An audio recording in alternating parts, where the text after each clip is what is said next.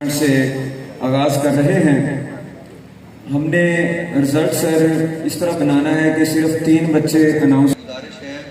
ججز صاحبان سے گزارش ہے کہ آپ کا پورا فوکس یہ مائک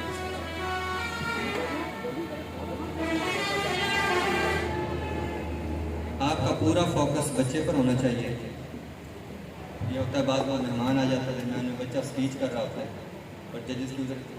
جو ہے وہ ڈائیورٹ ہو جاتی ہے ٹینشن، تو بچے کا اس میں لاس ہوتا ہے۔ یعنی آپ سے گزارش ہے کہ آپ کا جو فلی جو ہے بچے پہ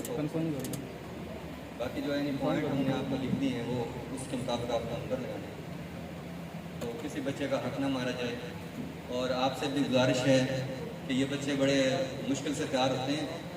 تو آپ نے بھی توجہ سے سننا ہے، کوئی شور نہیں کرنا۔ جہاں پہ اگر آپ اما بعد فاعوذ باللہ من الشیطان الرجیم بسم اللہ الرحمن الرحیم۔ جناب صدر محفل اور حاضرین وقار،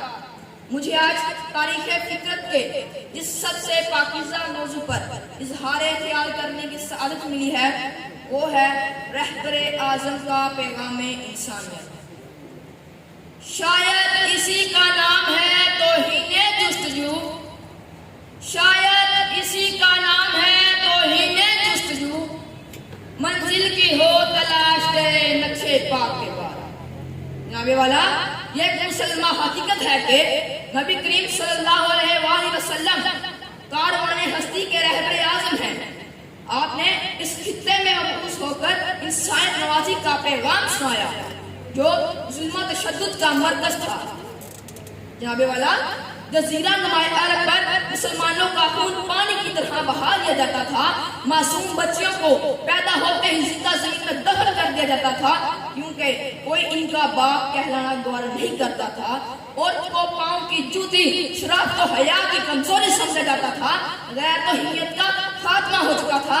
خدا کے گھر میں 360 بت نصب تھے، نفرت، انتقام اور وحشت و بربریت کی تاریخ آندھیاں چل رہی تھی، کمزوروں کا کوئی پرسانے حال نہ تھا، انسانیت رو رہی تھی، زمین کی آغوش میں زندہ دفن ہونے والی معصوم بچوں کی روحیں خدا کی رحمت کو آواز دے رہی تھی۔ اور پھر جناب والا، خدا کی رحمت کا بحر بے کرام آواز ہو گیا اور ہمارے آقا و مولا نبی کریم صلی اللہ علیہ وآلہ وسلم قافلہ انسانیت کے لیے رہبر اعظم بن کر اس کائنات میں جلوہ آرا ہو گئے۔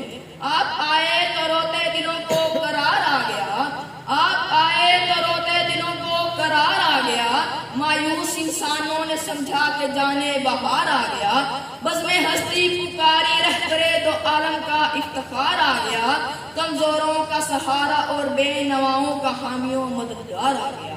اور کوہ فارا کی چوٹیوں سے آواز حق گونج اٹھا، وہ دیکھو نور برساتا عرب کا تاجدار آیا،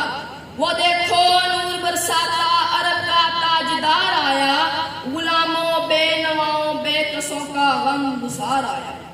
جناب والا، رہنمائی دنیا کا مشکل ترین منصب ہے، اور پھر اس قوم کی رہنمائی کے جو گمراہی اور ذلت کی آخری حدوں کو چھو رہی تھی، یہ کام بہت دشوار تھا، مگر آپ تو رہبر اعظم تھے، ہادی اکرم تھے، رحمت مجسم تھے۔ قدرت نے آپ کو رہبر اعظم کا منصب عطا کرنے کے لیے ازل سے ابد تک کے تمام محاسن سے نواز رکھا تھا۔ آپ میں ایوب علیہ السلام کا صبر تھا، داؤد علیہ السلام کی دانائی، سلیمان علیہ السلام کی شان فرما روائی تھی، یحییٰ علیہ السلام کا علم تھا، شعیب علیہ السلام کی شفقت تھی، یونس علیہ السلام کا استقلال تھا، موسیٰ علیہ السلام کی پامردی تھی، نوح علیہ السلام کا ذوق تبلیغ تھا، یعقوب علیہ السلام کا حوصلہ تھا۔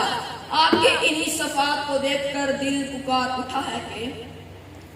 یا صاحب الجمال یا سید البشر، یا صاحب الجمال یا سید البشر، من وجهك المنیر لقد نور القمر، لا یمکن السنا کما کان حقه بعد از خدا بزرگ تو ہی قصہ مختصر۔ جناب والا، آج کا وقت سوال کرتا ہے کہ وہ کون سی قوت تھی جس کے سہارے نبی کریم صلی اللہ علیہ وآلہ وسلم نے تنے تنہا باطل کا سر ہمیشہ ہمیشہ کے لیے چھکا دیا۔ جناب والا، وہ قوت میرے آقا و مولا نبی کریم صلی اللہ علیہ وآلہ وسلم کا کردار تھا، جس کے بارے میں ارشاد خدا بندی ہے کہ کچھ ان کے پیار نے کر لی، کچھ ان کے خلق نے کر لی، کچھ ان کے پیار نے کر لی، مسخر اس طرح دنیا شاہ ابرار نے کر لی، مسخر اس طرح دنیا شاہ ابرار نے کر لی۔